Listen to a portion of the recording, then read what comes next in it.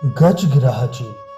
श्री गजराज जी पूर्व जन्म में इंद्रदमन राजा तथा श्री ग्रह जी हा नाम के एक गंधर्व थे।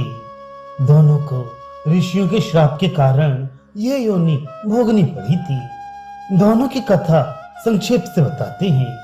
इंद्रदमन नाम का एक राजा था।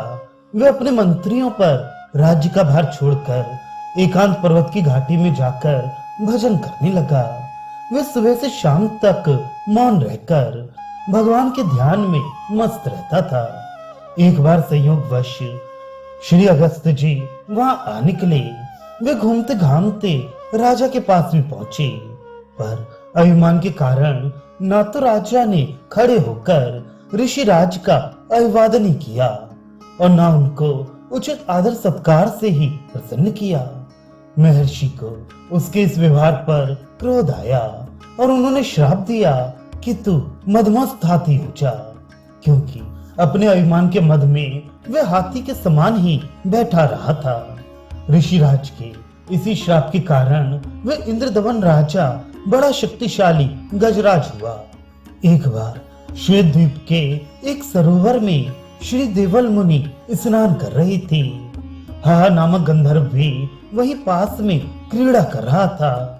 उसने खेली खेल में पानी के भीतर से आकर मुनि का पैर इस प्रकार से पकड़ लिया मानो कोई गिरा हो। मुनि डर गए। उनको डरा हुआ देखकर गंधर्व पानी से बाहर निकलकर हंसने लगा।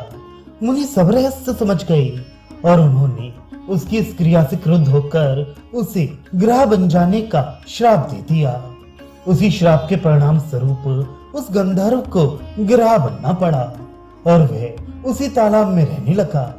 संयोगवश एक दिन अगस्त ऋषि के श्राप के कारण हाथी बना इंद्रदमन नाम का राजा भी अपने परकर के साथ घूमता हुआ उसी सरोवर के किनारे आ पहुंचा।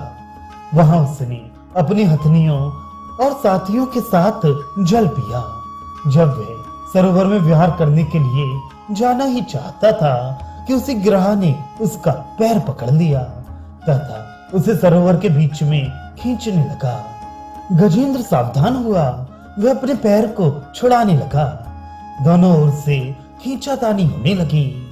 अपने बल से जब गजराज का काम न चला तो उसने अपने अन्य साथियों को भी सहायता के लिए बुलाया, पर वे भी कुछ न कर सके और गिरह हाथी को अथाह पानी में खींचता ही ले गया। जब गजराज की हथनियों और साथियों ने देखा कि यह तो अब मरने ही वाला है, हम इसके पीछे अपने प्राण क्यों त्यागे, तो वे उसे छोड़कर अपने निवास स्थान को चले गए। फिर भी गिरह अपने बल पर सहस्त्र वर्ष पर्यंत लड़ता रहा। अंत में उसकी शक्ति समाप्त हो गई। जब उसकी सूंड केवल तिल भर पानी से ऊपर रह गई तो उसे दीन वत्सल अशरण शरण भगवान विष्णु का स्मरण आया। वे त्रिलोक के रक्षक क्या मेरी रक्षा न करेंगे? भगवान की याद आते ही उसकी आंखें बहने लगी।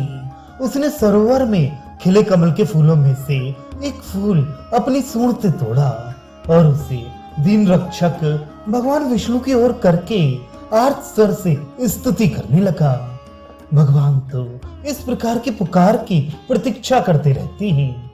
गजराज के आर्तनाद को सुनकर आर्तहरण भागे। उस गजेंद्र की रक्षा के लिए अपने गरुड़ को भी त्याग कर और आते ही गिरह को मारकर गजेंद्र का उद्धार किया। गिरह भगवान के हाथ का स्पर्श पाकर पुनः गंधर्व बन गया और अनेक प्रकार की स्तुति करके अपने निवास स्थान को चला गया। श्री गजराज जी भी भगवान के दर्शन से समस्त पापों और श्राप से छूटकर चतुर्भुज रूप धारण करके भगवान के धाम को चले गए।